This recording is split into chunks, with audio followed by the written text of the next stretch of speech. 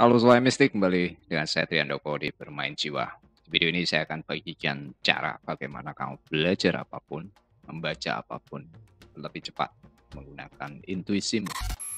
Jadi, beberapa teman yang ketemu saya beberapa tahun terakhir ini melihat saya berbeda sekali. Jadi, awal perjalanan saya mungkin belum lama, 2015 saya mencari banyak hal terkait spiritualitas.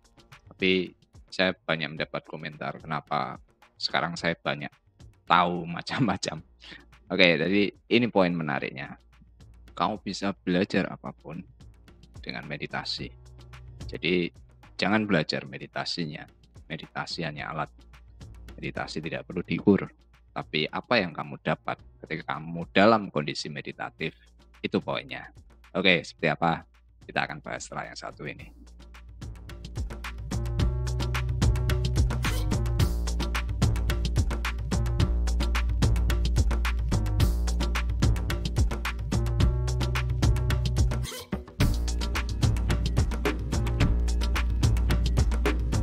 Jadi apa yang saya bagikan di video ini tentang tips atau trik membaca buku secara intuitif. Ini ada kaitan nanti dengan event online meditasi bareng tanggal 29 Januari. Saya ingin bagikan bagaimana kamu menggunakan meditasi mistik untuk membaca kitab diri.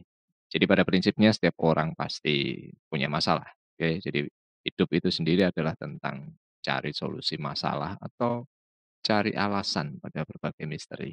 Bagaimana kita bisa menemukan solusi itu mengikuti bagaimana kita mendapatkan pengetahuan. Jadi semakin kamu mendapat banyak masalah, artinya kamu punya potensi pengetahuan.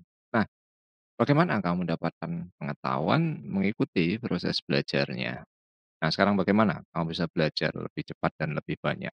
Dalam beberapa hal, satu masalah kadang tidak bisa kita selesaikan dalam batasan logika atau nalar kita. Nah, fungsi intuisi itu adalah bagaimana memecahkan masalah di luar batasan logika atau nalar kita.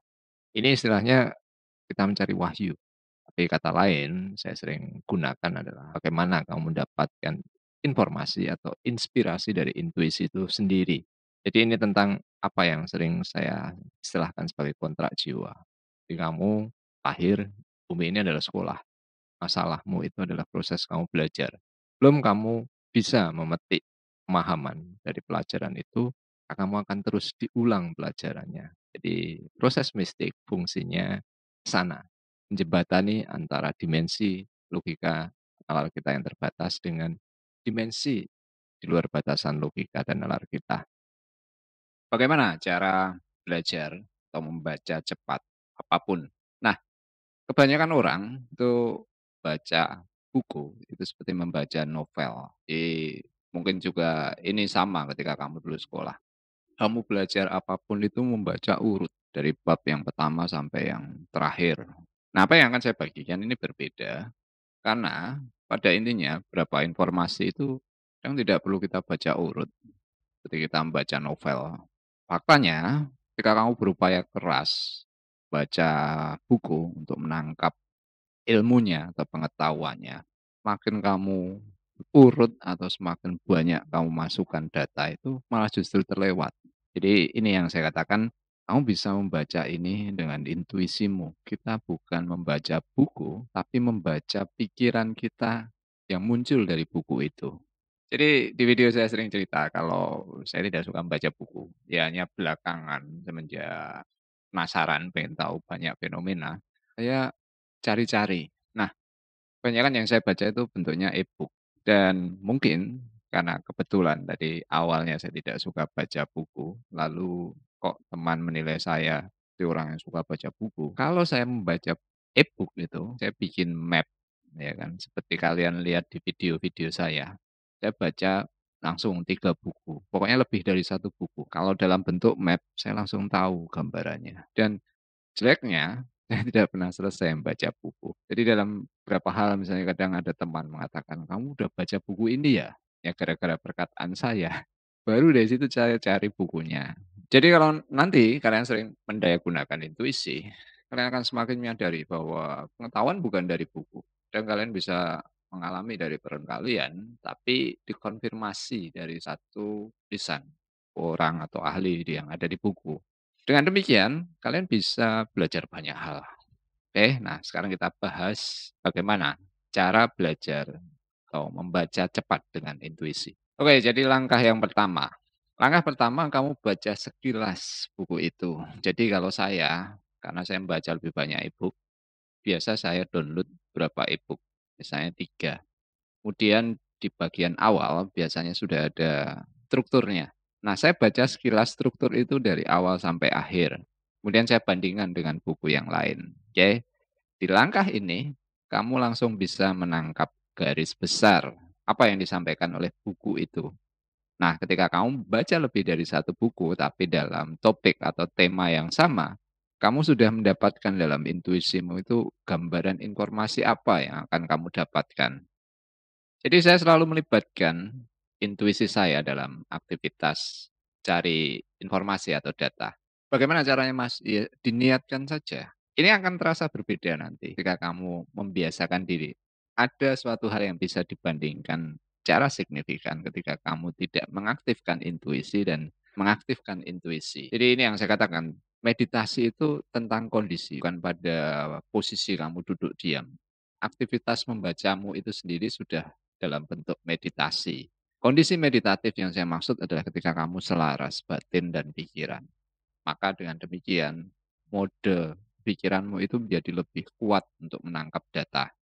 Kemudian langkah yang kedua, buka halaman akhir. Jadi biasanya tiap penulis itu memberikan sesuatu di bagian akhir dari setiap bab atau bagian di struktur bukunya. Biasa mungkin kamu menemukan sebuah kesimpulan sementara di setiap bab atau pertanyaan dari penulis yang akan menjadikan penghubung antara bab sebelumnya dan bab sesudahnya. Atau juga semacam saran dari setiap bab yang sudah dia sampaikan. Jadi intinya ketika kamu membaca halaman akhir dari setiap bab, kamu sudah memberikan semacam titik-titik tertentu di mana secara intuitif kamu seperti merasa mendapatkan beberapa informasi yang ingin kamu cari.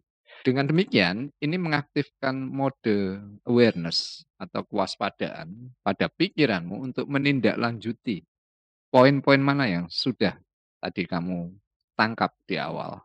Langkah yang ketiga, temukan penekanan. Jadi sekarang kamu baca secara sekilas di setiap bab itu dan secara intuisi coba kamu cari penekanan atau poin-poin mana yang digarisbawahi oleh si penulis. Jadi kalau saya membaca e-book, kan tinggal di-scroll ke bawah. Ketika kamu scroll, kamu geser itu ke bawah secara sekilas, kamu akan menemukan berapa informasi yang ingin diekspos oleh si penulis, biasanya diberikan ilustrasi. Entah itu dalam bentuk gambar, tabel, atau mungkin seperti quotes ya, kata-kata bijak. Nah ini akan memperjelas titik awal tadi menjadi sebuah informasi yang lebih terstruktur. Ibaratnya peta, kamu sudah bisa menggambar area. Dengan demikian, kamu menambahkan secara program, secara intuitif tadi dalam pikiranmu untuk mencari lebih detail apa yang ingin disampaikan oleh si penulis. Kemudian langkah yang keempat, kalimat awal dan kalimat akhir. Jadi ini tentang teknik membacanya. Jadi biasanya si penulis, dia menyampaikan secara sekilas atau singkat apa yang ingin dia sampaikan terlihat di kalimat awal. Kemudian nanti di kalimat akhir, dia akan memberikan penegasan atau pengulangan lagi apa sebenarnya yang sudah dia sampaikan sekilas tadi. Jadi dengan membaca kalimat awal dan akhir, kamu bisa meraba di tengah-tengah itu apa sebenarnya yang akan diuraikan.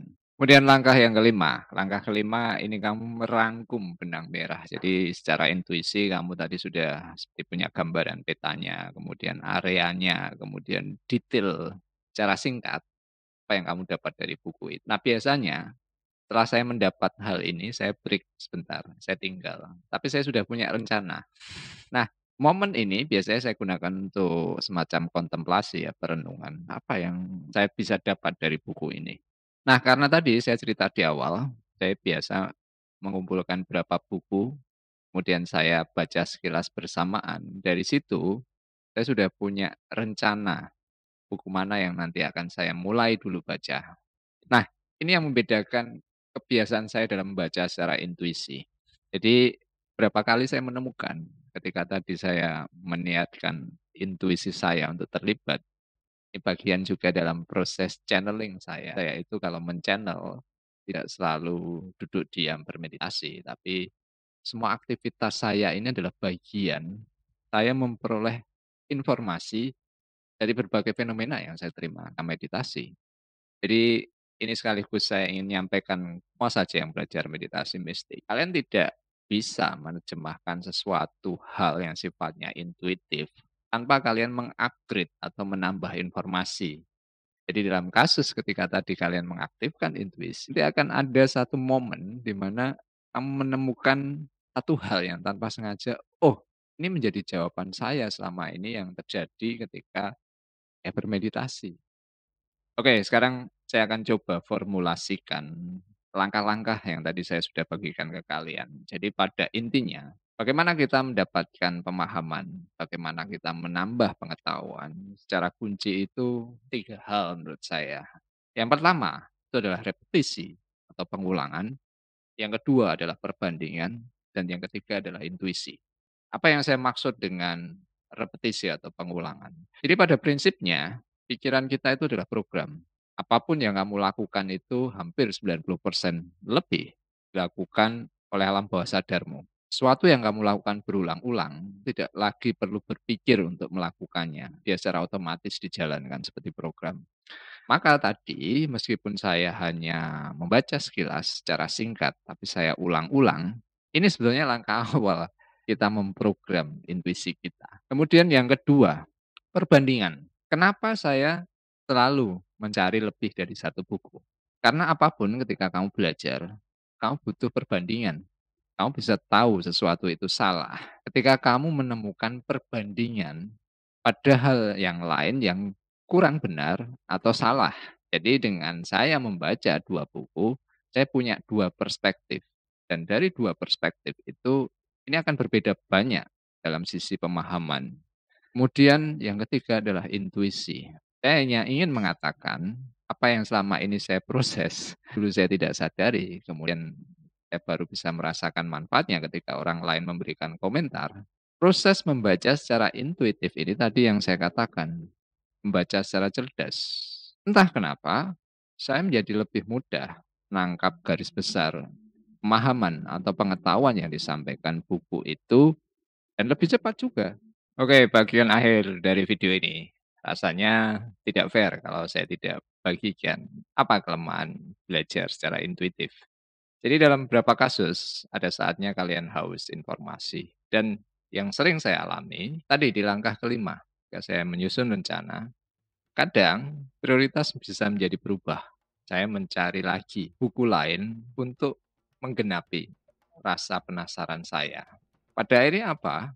Ada banyak buku yang sudah saya baca secara intuitif dan justru kehilangan fokus mana dulu yang lebih harus saya pelajari. Jadi ini kalau secara istilah, ketika intuisimu itu terlalu cepat, kamu justru kehilangan informasi mana yang sebetulnya sudah bisa kamu peroleh.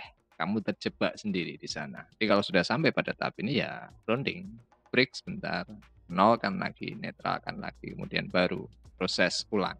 Oke, kalau kalian suka video ini, silahkan berikan like, silahkan share juga. Jangan lupa berikan komentar kalau kalian sudah bereksperimen, supaya kita satu sama lain bisa belajar tentang intuisi. Mistik, bukan klinik. Mistik itu adalah tentang misteri, dan misteri mana yang kamu takuti, dia akan menjadi batasan. Tapi misteri yang bisa kamu uraikan, dia akan memberikan pengetahuan demi pengetahuan. Dan ini akan membuka wawasan kalian. Sampai ketemu di video selanjutnya. Selamat bermeditasi, selamat bermain jiwa.